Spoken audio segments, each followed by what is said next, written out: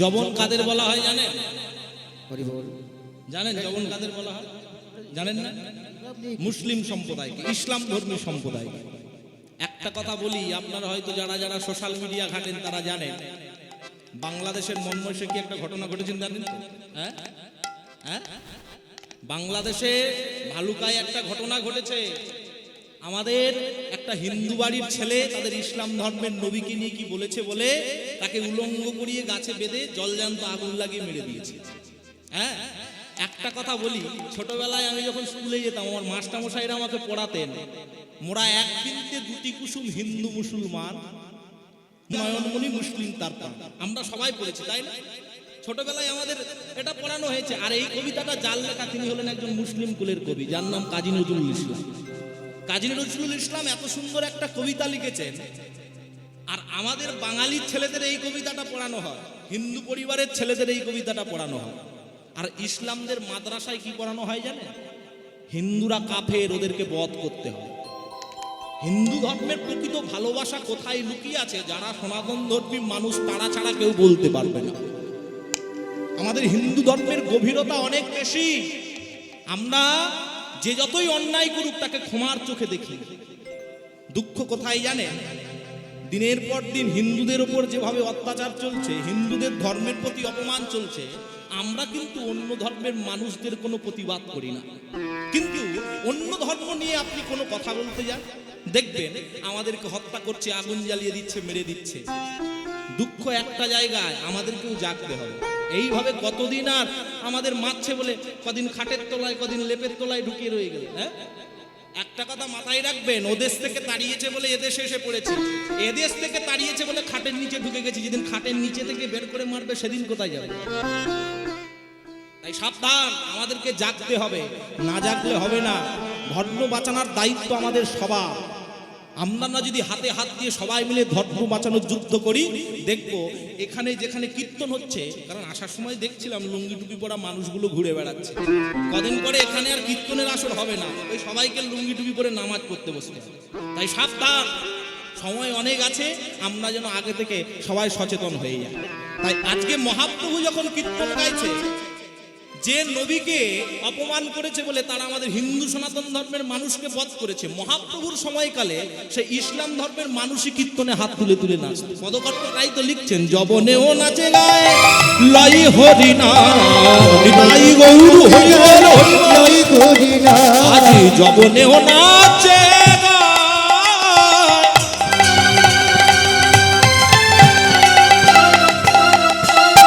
লই হরি নাম, জবনেতে নাচে গায় লই হরি নাম, জবনেতে নাচে গায় লই হরি নাম। হেন অবতারে সে বঞ্চিত বলরাম, হেন অবতারে সে বঞ্চিত বলরাম, ওগো হেন অবতারে সে বঞ্চিত বলরাম, হেন অবতারে সে বঞ্চিত বলরাম। আমি বঞ্চিত হলাম, বঞ্চিত হলাম, আমি বঞ্চিত হলাম, বঞ্চিত হলাম। ওই গৌরের চরণ হতে বঞ্চিত হলাম, আমি গৌরের চরণ হতে বঞ্চিত হলাম, ওই গৌরের প্রেম হতে বঞ্চিত হলাম, গৌরের প্রেমে হতে বঞ্চিত হলাম। ওই গৌরের প্রেম হতে গৌর ভজন হলো না গো নিতাই গৌর হরি হলো না গৌর প্রেমে আমি বঞ্চিত হলাম, বঞ্চিত হলাম, বঞ্চিত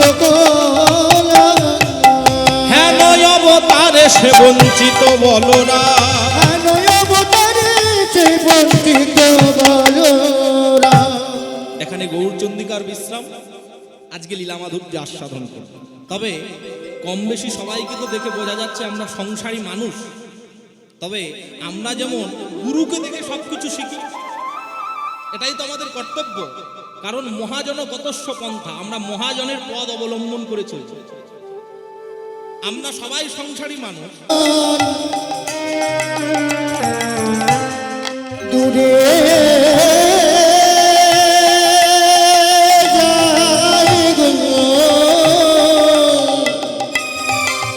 যে জন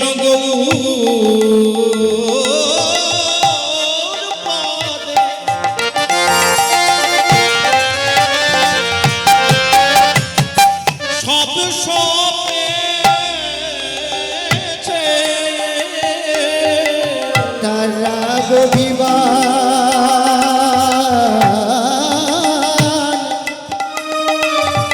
দূরে যাই গো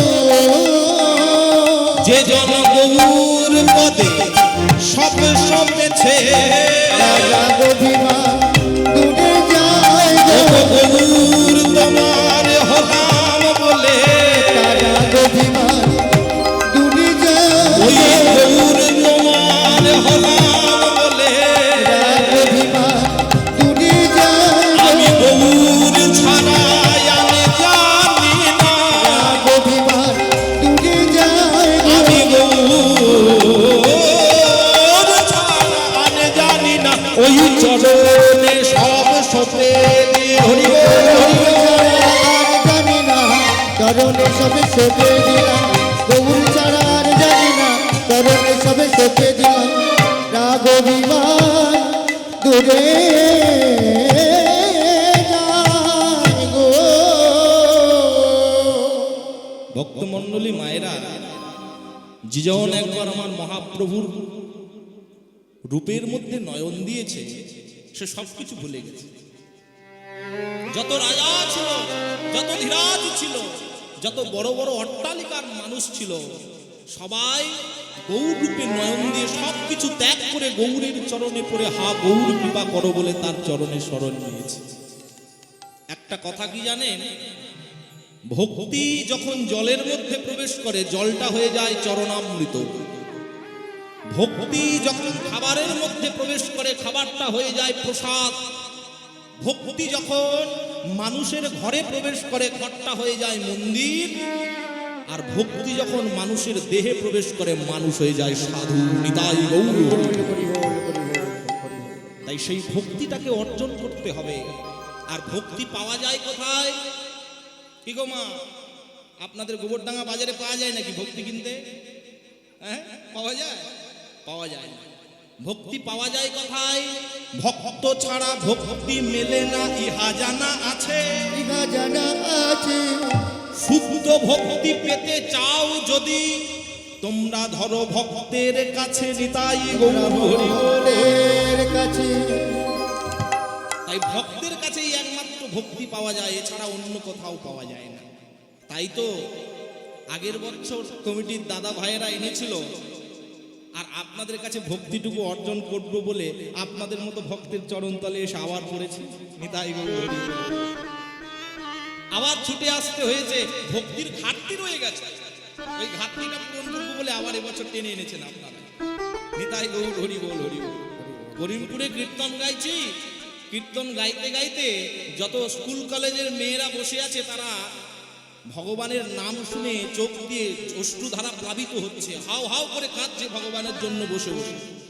কীর্তন শেষে যে বাড়িতে বাসা দিয়েছিল ওই বাড়ির মেয়ে দুটো বসে বসে কাঁদছিল।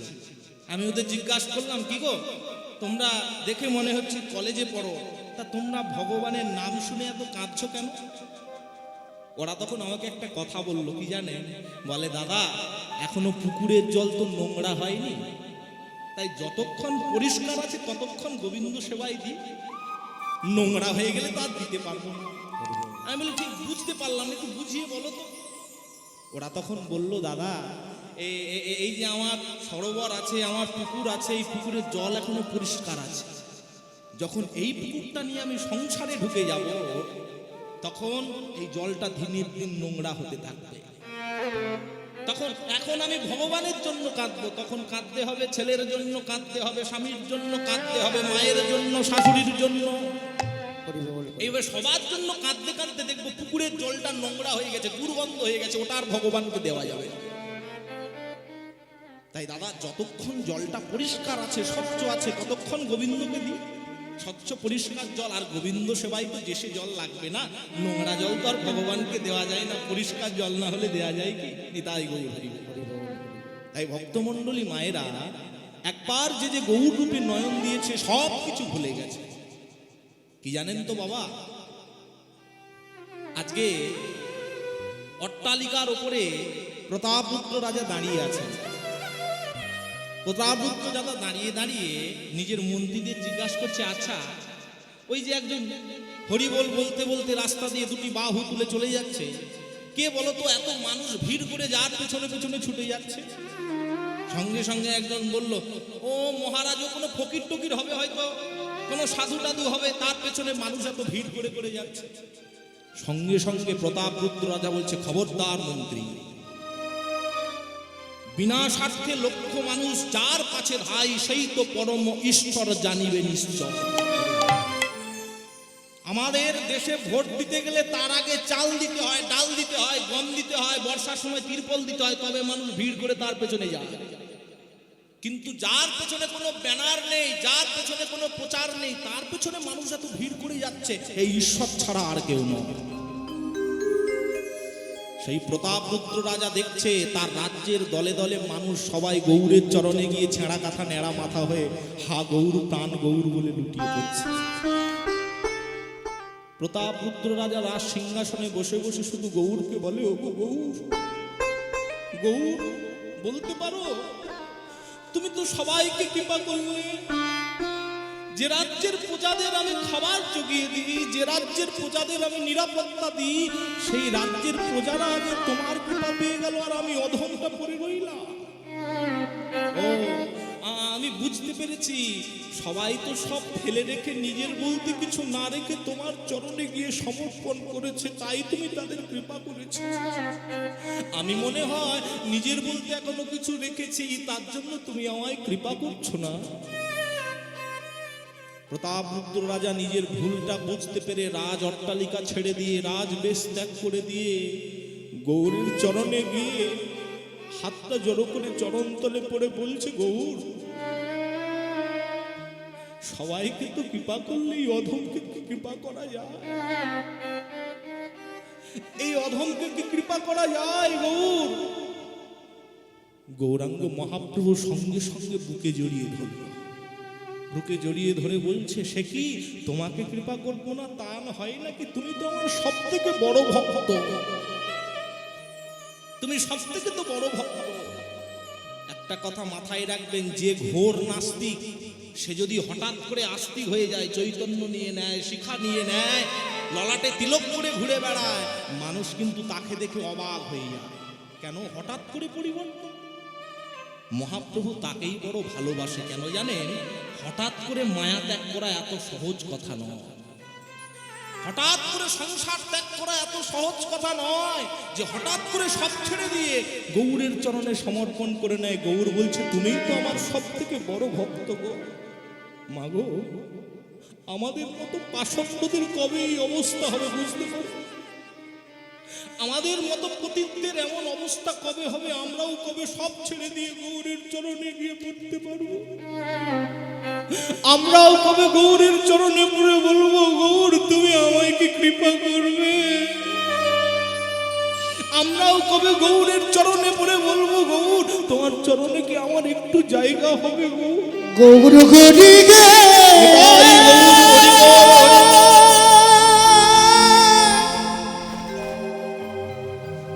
তোমার চরণে আমার কবে কৃপা হবে?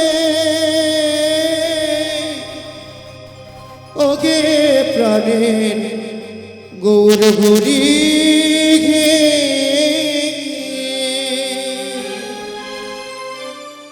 ভক্তমণ্ডলী মায়েরা, কৃপা তো চাইতে হয়, চেয়ে নেই। কিন্তু কৃপা শব্দের অর্থ কি জানেন? কৃপা শব্দের অর্থ হলো করে পাওয়া। কিছু করতে হবে তবেই তুমি পাবে, না হলে পাবে না।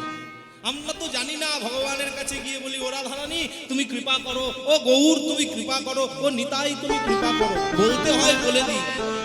কিন্তু দুঃখ কোথায় জানেন? কৃপা যদি ভগবান করে, আপনাকে একবারে পথের ভিখারি করে ছেড়ে দেবে। ভগবান যদি কৃপা করেন, পথের ভিখারি করে ছেড়ে দেবে, আপনি থাকতে পারবেন তো? তাই কৃপা যখন তখন চাওয়া যায় না। ভগবানকে বারবার একটাই কথা বলবেন, ভগবান যতদিন বাঁচবো যেন তোমার সেবা করে চলে যেতে পারি, আর কিছু চাই না।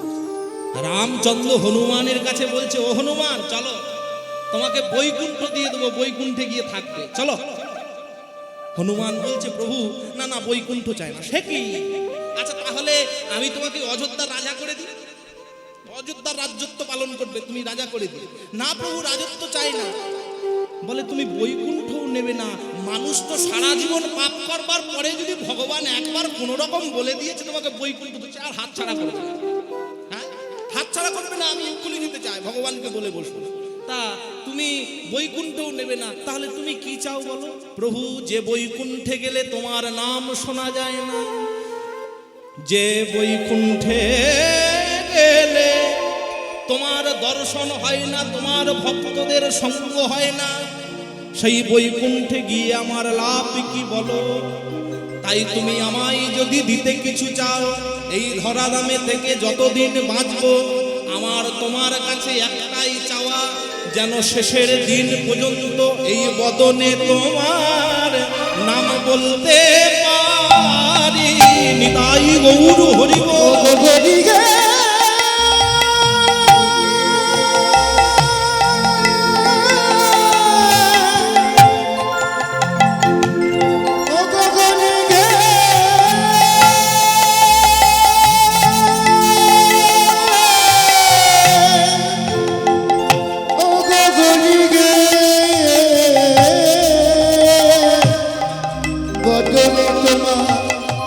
নামে বলতে পারি, আমায় বারে বারে তোমার চরণ তলে মিনতি করি, যেন বদলেতে না বলিতে পারি। তোমার রাতুল রাঙা চরণ ধরে মিনতি করি, বদলিতে না বলিতে পারি। তাই তুমি আমায় চরণ তলে রেখো প্রভু, যেন বদলিতে না বলিতে পারি। আমি তোমার চরণেতে মিনতি করি। তোমার চরণেতে আমায় রেখো প্রভু, ওহে আমার দয়াল হরি, যেন বদলিতে না বলিতে পারি। যেন দিবানিশি তোমার সেবা করতে পারি। বদলিতে না বলিতে পারি। আমায় কৃপা করে দাও প্রভু অশ্রুবারি, যেন বদলিতে না বলিতে পারি। আমায় কৃপা করে দাও প্রভু অশ্রুবারি, বদলিতে তোমার বলিতে পারি। আমায় চরণে দাও গৌর হরি, এবার উদ্ধার করো দেহ করি। তাই গৌর হরি উত্তর করো গৌর গরি, চরণে নাম গৌর গরি। উত্তর করো ভবত চরণেতে নাম বলতে পারি। ভক্তমণ্ডলী মায়েরা, হনুমানের মতো পরম ভক্তের চাওয়া যদি গোবিন্দ চরণ হয়, আর আমরা ভগবানের কাছে গিয়ে চেয়ে ফেলি কি? প্রভু, ও প্রভু, আমার ছেলের মদ খাওয়াটা ছাড়িয়ে দাও। ও প্রভু, আমার স্বামীর মদ খাওয়াটা ছাড়িয়ে দাও গো। ও প্রভু, আমার শ্বশুর মশাইটা প্রত্যেকদিন মাতলামি করে গো, তুমি আমার সংসারটাকে একটু সুখ দাও। চাওয়াটা ভুল হচ্ছে। কেন জানেন? চাওয়াটা যদি গোবিন্দ সুখের জন্য হয়, চাওয়াটা হওয়া দরকার এমন, গো প্রভু গো, আমার স্বামীর মদ খাওয়াটা ছাড়িয়ে দাও না, আমার স্বামীকে তোমার দাস করে নাও। ভগবানকে যদি বলে দেন আমার স্বামীকে তোমার সেবার দাস করে না, আমার সন্তানকে তোমার সেবার দাস করে না, বলতে হবে না মদ খাওয়া ছাড়াও, বিড়ি খাওয়া ছাড়াও, বলে দাও সেবার দাস করে নাও। কেন জানেন? মদ খাওয়া ছাড়ানোর কথা বললে হয়তো ভগবান নাও মদ ছাড়াতে পারে। যদি বলেন সেবার দাস করে নয়, 100% গ্যারান্টি দিচ্ছি, লিখে নেন, ভগবান এই কাজটা করবেনই করবেন। নিতাই গৌর হরি বল, হরি বল। তা ভক্তমণ্ডলী মায়েরা, আমাদের একটু বুঝতে হবে, তাই লীলা আস্বাদন করতে হবে, বেশি গৌরচন্দিকা বাড়াতে গেলে হবে না, সময় তো খুব অল্প সীমিত। তা আজকে পদকর্তা মহাপ্রভু যখন এসেছেন, সেই মহাপ্রভু যখন কীর্তন গাইছেন, কীর্তনেতে গাইতে গাইতে যখন নীলাচলে যাচ্ছেন, এই বলরাম দাস ঠাকুর উড়িষ্যায় বাড়ি ছিল। উড়িষ্যায় যখন মহাপ্রভু যাচ্ছেন ভক্তদের নিয়ে কীর্তন গাইতে গাইতে এই বলরাম দাস ঠাকুর রামসিংহা বাজিয়ে মহাপ্রভুকে আহ্বান করেছেন। দেখবেন আমাদের নেতা মন্ত্রী গেলে বা কোনো সাধু মহাপুরুষ গেলে আমরা যেমন ফুল ছড়িয়ে শঙ্খধ্বনি দিয়ে আহ্বান করি, তেমনি আজকে মহাপ্রভু যখন যাচ্ছেন রামসিংহা বাজিয়ে বলরাম দাস ঠাকুর মহাপ্রভুকে আহ্বান করছেন। আর মহাপ্রভু যখন কীর্তন গাইছেন সেই কীর্তনের সুরে কি হচ্ছে, সারা ত্রিভুবন নাচছে, সবাই হাতে তালি দিয়ে নাচছে, ভগবানের নাম গাইছে। আর কারা কারা নাম গাইছে জানেন? যবনেও নাচে গায় নিতাই গৌর হরি বল হরি বল হরি বল। ওই জবনেতে নাচে গায় লাই ঘড়িরা তোরা দেখে যা রে,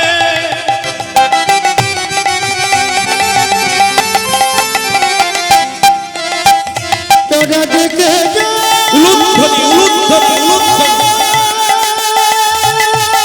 দেখে যা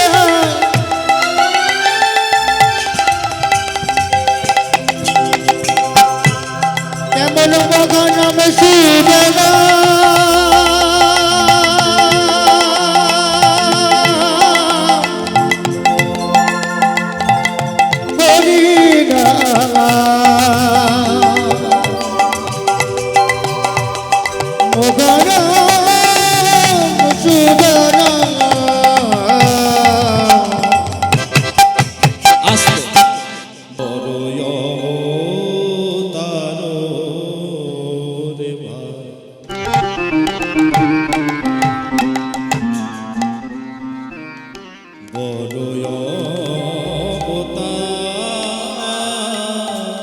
ওই না বড় তার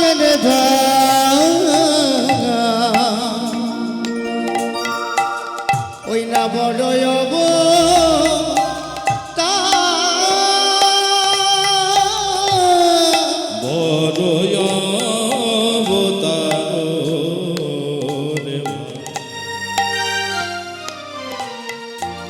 আপনারা বলরাম দাস ঠাকুরের পদাবলী যে রাগের মাধ্যমে আস্বাদন করছেন সে রাগটির নাম হলো ভীম পলশ্রী রাগ। যারা সঙ্গীত শাস্ত্রের সঙ্গে যুক্ত আছেন কম বেশি তারা হয়তো এই রাগটার সঙ্গে খুবই পরিচিত আছেন। নে সা গা মা পা গা মা পা গা মা গা রে সা নে সা গা মা পা গা মা পা নি দা পা মা পা গা মা পা গা মা গা রে সা নে সা গা মা পা। আহা বড় অবতার রে ভাই, বড় অবতার। ওই না বড় অবতার রে ভাই, ওই না বড়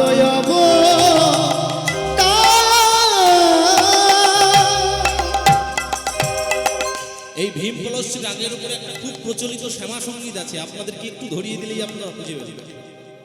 খুব প্রচলিত শ্যামা সঙ্গীত। আমার চোখের মনি আলো বলে মাকে বলি কালী, মার দয়াতেই বসি চলি, এরূপ সদাই কথা বলি। কৃপা ভিক্ষা নিতে আমি কিনে আনি পূজার ডালি, চোখের মনি কালো বলে মাকে বলি কালী। ওগো বড় অবতার রে ভাই, বড় অবতার। আবার পতিতের বিলায়লো,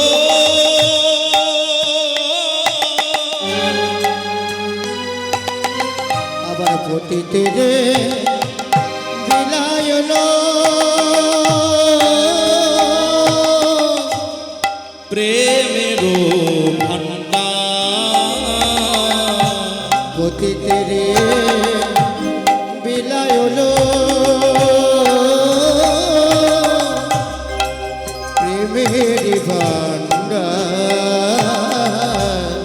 পতিতের বিলায়লো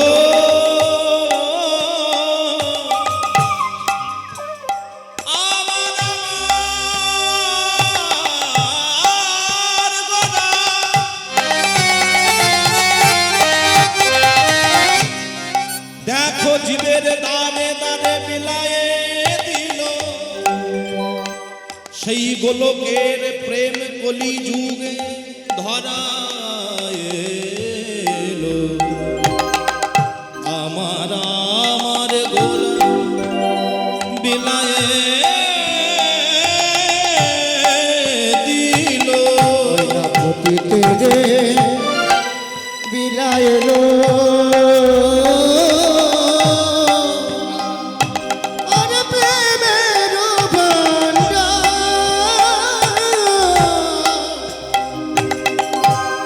পতিতে বিলাইলো প্রেমের ভান্ডার দেখো দাঁড়ে দাঁড়ে বিলালো দাঁড়ে দাঁড়ে বিলালো আজ দাঁড়ে দাঁড়ে বিলালো দাঁড়ে দাঁড়ে বিলালো ওই ব্রহ্মার দূর লব প্রেমে দাঁড়ে দাঁড়ে বিলালো ব্রহ্মার দুর্লভ প্রেম দাঁড়ে দাঁড়ে বিলালো অধমপতি দিয়া চন্ডালে দাঁড়ে দাঁড়ে বিলালো অদম্পতি আচন ডালে দাঁড়ে দাঁড়ে বিলালো অদম্পতি আচন ডালে দাঁড়ে দাঁড়ে বিলালো আজ প্রতিদি জীবে বলে কোটি দাঁড়ে দাঁড়ে বিলালো জীবের দাঁড়ে দাঁড়ে দাঁড়ে দাঁড়ে বিলালো বলি সেই তো এসেছে সেই তো এসেছে দেখো সেই তো এসেছে সেই তো এসেছে ওই বৃন্দাবনের বনমালী সেই তো এসেছে বৃন্দাবনের বনমালী সেই তো এসেছে বৃন্দাবনের বনমালী সেই তো এসেছে হরি নামে জগৎ মাতাইতে সেই তো এসেছে হরিনামে জগতে মাতাইতে সেই তো এসেছে আজ চূড়াবাসী ফেলে দিয়ে সেই তো এসেছে চূড়াবাসী ফেলে দিয়ে সেই তো এসেছে ওই নদিয়াতে গৌর হয়ে সেই তো এসেছে নদিয়াতে গৌর ঘরে সেই তো এসেছে নদিয়াতে গৌর ঘরে সেই তো এসেছে হরি নামে জগৎ ভাষাইতে সেই তো এসেছে হরিনামে জগতে ভাষাইতে সেই তো এসেছে একবার হেরোরে নয় হেরোরে নয়ন একবার হেরোরে নয় হেরোরে নয়ন আমার সোনার গৌর চাঁদের বদন হেরোরে নয়ন উলুন ধরি উলুন ধরি। চাঁদের বদন হেরোরে নয়ন আমার সোনার গৌর চাঁদের বদন হেরোরে নয়ন সোনার গৌর চাঁদের বদন হেরোরে নয়ন আমার সোনার গৌর চাঁদের বদন মানব জনম সফল হবে নিতাই গৌর হরি বল হরি বল। নামে জনম সফল হবে সোনার গৌর চাঁদের বদন নামে জনম সফল হবে একবার হেরোরে নয়ন হেরোরে নয়ন বসো শ্রী চৈতন্য প্রভুং বন্দে বালয়োপি যদুনা গ্রহা তরে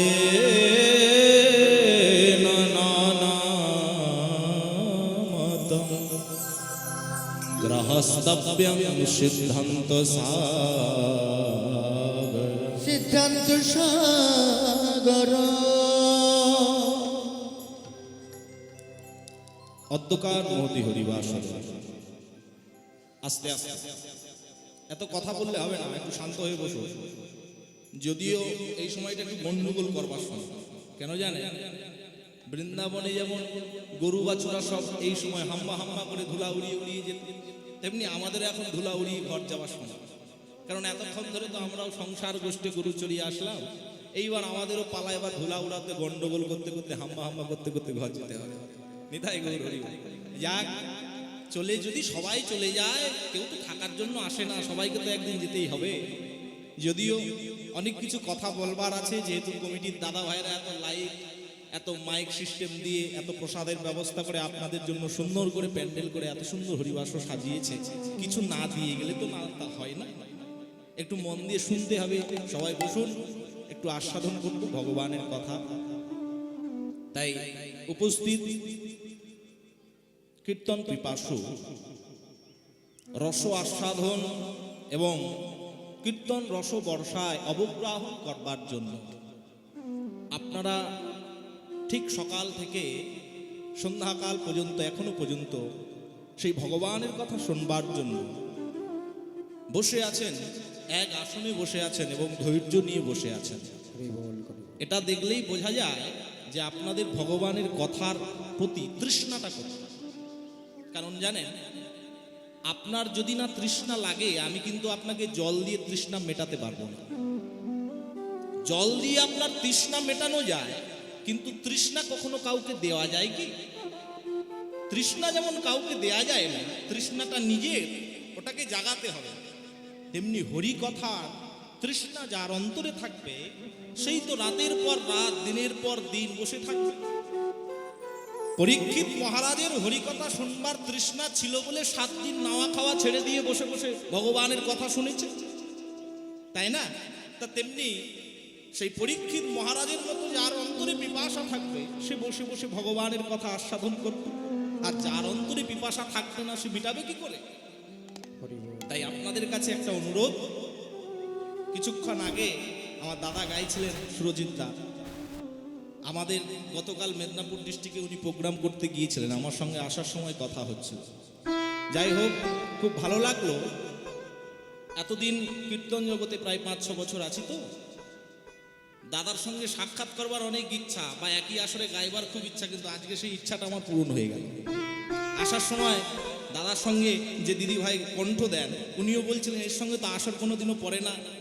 আমি আসার সময় বলে আসলাম, না কোনোদিনও পড়ে না, তবে আজকে পড়ে গেছে। নিতাই গৌর হরি বল, হরি বল। যাই হোক ভক্তমণ্ডলী মায়েরা, কারণ ভগবানের কথা তো কখনো তেতো হয় না, ভগবানের কথা হচ্ছে মধুর। সেই মধুর কথা শুনবার জন্য আপনারা বসে আছেন। যেমন মৌমাছি ও মধু খেয়ে মৌচাকের মধ্যে নিয়ে গিয়ে সঞ্চয় করে রাখে, হরি কথা আমাদের বাড়িতে সবার সঞ্চয় আছে। কেন না? আমরা যদি ভাগবত খুলি, ভগবানের কথা আস্বাদন করতে পারবো। যদি একটা ভালো পাঠককে ডেকে নিয়ে আস্বাদন করতে পারবো, তারপরেও এখানে আসা। কেন না? আমি বাড়িতে থাকলেও হয়তো তার কথা আস্বাদন করতে পারবো, কিন্তু সাধু সঙ্গটা পাবো না, সাধু দর্শন হবে না। সেই সাধু দর্শনের জন্য সাধুর বাজারে এসে তার কথা শোনা, এটার উপলব্ধি কিন্তু আলাদা। তাই আপনারা সেই সাধুর বাজারে এসে তার কথা শুনবেন বলে উপস্থিত হয়েছেন। সর্বপ্রথম কীর্তন প্রারম্ভেই জানান, ভারতবর্ষের তথা সাধু গুরু বৈষ্ণব ব্রাহ্মণ বৃন্দ এবং ভক্তি জগতে পদার্পণকারী সকল ব্যক্তি যারা সাকারে নিরাকারে ইতিউতি অবস্থান করছেন, কীর্তন প্রারম্ভে জানায় সর্বাগ্রে সকলার শ্রীচরণে কীর্তন জগতের সর্বকনিষ্ঠ কীর্তনিয়া, জ্ঞানহীন শ্রদ্ধাহীন ভক্তিহীন প্রেম ও মাধুর্যহীন অধম কীর্তনিয়া ধম আশিস কৃষ্ণ দাস এবং আমার ক্ষুদ্র সম্প্রদায়ের তরফ থেকে সবার রাতুল রাঙা চরণে জানায় সশব্দ ভক্তি নমঃ।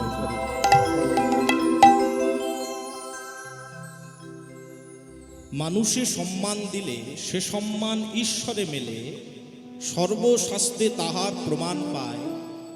কবি চণ্ডী দাস যিনি উচ্চ কণ্ঠে বলেছেন তিনি, ও ভাই সবার ওপরে মানুষ সত্য, তাহার ওপরে আর কেহ না।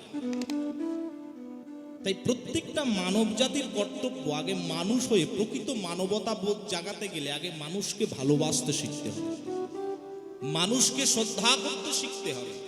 কেন জানেন? আচ্ছা বলুন তো, এই যে এত সুন্দর লাইট দেয়া হয়েছে, কাদের জন্য দেয়া হয়েছে? কুকুরের জন্য? মানুষের জন্য। এই যে আমরা মেদিনীপুরের মাটি থেকে এখানে কীর্তন করতেছি, কাদের জন্য? মানুষের জন্য না পশুর জন্য? মানুষের জন্য। এত সুন্দর মাইক সিস্টেম দিয়ে এখানে কীর্তনের আয়োজন করা হয়েছে, কাদের জন্য? মানুষের জন্য। কীর্তন হরিবাসরে এত রন্ধন হয়, প্রসাদ হয়, কাদের জন্য? মানুষের জন্য। তাহলে সবই মানুষের জন্য।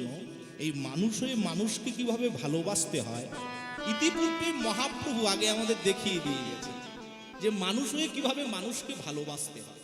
তাই তিনি দেবতার সাজে না এসে মানুষের সাজে এসে জীবের দরজায় এসে দাঁড়িয়েছে। আর জীবের দরজায় এসে দাঁড়িয়েছেন মানুষের সাজে, মানুষের বেশে, মানুষের মতো হয়ে, মানুষের ভগবান হয়ে এসে দাঁড়িয়েছেন। দুঃখের বিষয় হলো আমরা তাকে চিনতে পারিনি, কিন্তু পদকর্তা বলরাম দাস ঠাকুর তিনি বলছেন যেই ভগবান কলিকালের মাটিতে এসেছেন এই অবতার নাকি কোনোদিনও আর আসেননি। তার জন্য তিনি উপেক্ষা করে লিখেছেন বড় অবতার ভাই বড়ই অবতার, পতিতেরে বিলায়ল প্রেমেরও ভান্ডার। প্রেমেরও ভান্ডার। ছোট্ট ছোট্ট করে অর্থগুলো বুঝে নেন, ভালো লাগবে। পদাবলী গাইতে গেলে আগে পদাবলীর ব্যাখ্যাগুলোকে সুন্দর করে বুঝিয়ে বলতে হবে শ্রোতাদের, তবে বোঝানো যায়, না হলে হয় না। বড় অবতার কাকে বলে? আগে আসি অবতার কাকে বলে। অবতার তাকেই বলে আমি জন্মে গেলাম, আমাকে অবতার বলা হবে না। একটা ছোট্ট সন্তান মায়ের গর্ভ থেকে ভূমিষ্ঠ হলো, ওটা অবতার হলো না। অবতার কাকে বলে? যখন পরম সত্তা ভগবান ভক্তের সঙ্গে লীলা করবার জন্য তিনি অবতীর্ণ হন ধরাধামে, তাকে বলে অবতার। বড় অবতার কাকে বলে? যে অবতারের উপরে আর কোনো অবতার হয় না, আর সেই অবতার শ্রীকৃষ্ণ চৈতন্য মহাপ্রভুর অবতার। কেন বড় অবতার চৈতন্য মহাপ্রভুকে বললেন কেন? তার মূল কারণ হলো সত্যযুগে ভগবান এসেছেন, হিরণ্যাক্ষ হিরণ্যকশিপু বধ করেছেন। ত্রেতা যুগে ভগবান এসেছেন, রাবণ বধ করলেন, কুম্ভকর্ণ বধ করলেন। দাপর যুগে ভগবান শ্রীকৃষ্ণ আসলেন, কাকে বধ করলেন? কংসকে বধ করলেন, পুতনাকে বধ করলেন, অগাসুর, বকাসুর, শিশুপাল সব বধ। কিন্তু কলিকালের মাটিতে আমার মহাপ্রভু এসে কি করলেন বলুন তো? জগায় মাধায় উদ্ধার, চাপাল গোপাল উদ্ধার, চাঁদ কাজী উদ্ধার। কাউকে প্রাণে মারলেন না, সবাইকে উদ্ধার করে দিলেন। তার জন্য পদকর্তা বললেন বড় অবতার। মহাপ্রভু এসেছেন কেন? কইছন তুয়া প্রেম, কইছন মাধুরীম, কইছন সুখে দিহু ভোর, এতিন বাঞ্ছিত ধন ব্রজে না হইল পূরণ, ইহা ভাবি না পাইলু ওর। তখন ভাবিনু মনে রাধা ভাব কান্তি বিনে এ প্রেমের আস্বাদ নাহি হয়, তাই রাধা ভাব কান্তি ধরি রাধা প্রেম গুরু করি নদীয়াতে হইব উদয়। নিতাই গৌর। সেই রাধার প্রেমটা আমাদের আস্বাদন করাবার জন্য কলিকালের মাটিতে আমার মহাপ্রভু চলে এসেছে। আর সেই মহাপ্রভু যখন পথ ধরে ধরে যাচ্ছেন, আর সেই মহাপ্রভু যখন পথ ধরে ধরে কীর্তন গাইতে গাইতে যাচ্ছেন, বলরাম দাস ঠাকুর মহাপ্রভুর রূপটা দর্শন করছে। আর ওই রূপটাকে দর্শন করে তিনি লিখছেন, পরের লাইনে পদের পংক্তি দিচ্ছেন। কি লিখছেন? পরের লাইনে লিখছেন ও ভাই অপরূপ আমার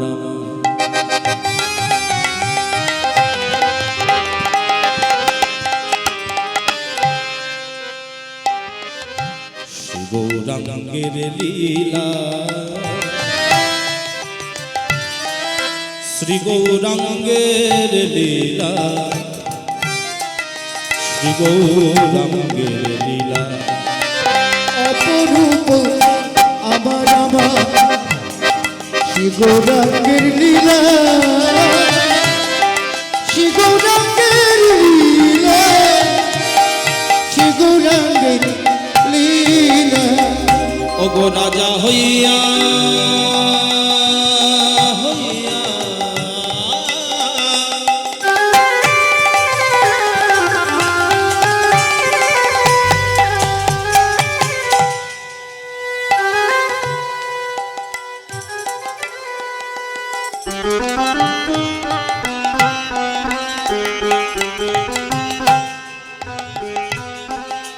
পাবেন যে গৌর আমার,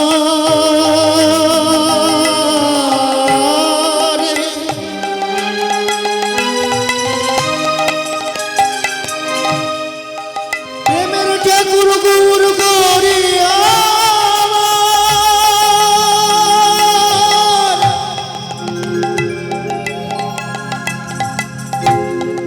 প্রাণের ঠাকুর গৌর গৌরিয়া।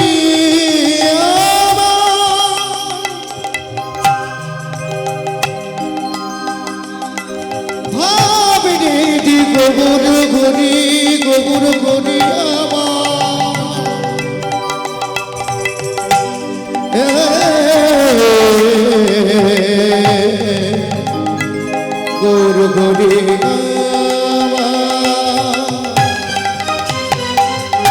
ও গো রাজা হইয়া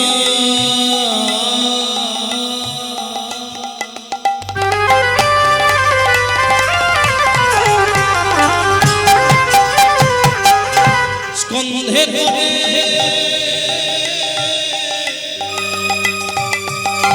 বৈষ্ণবের দোলা, বৈষ্ণবের দোলা,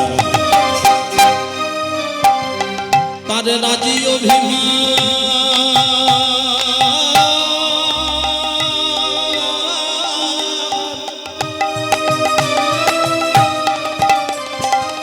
দূরে যাই গো, আজ রাগ বিমান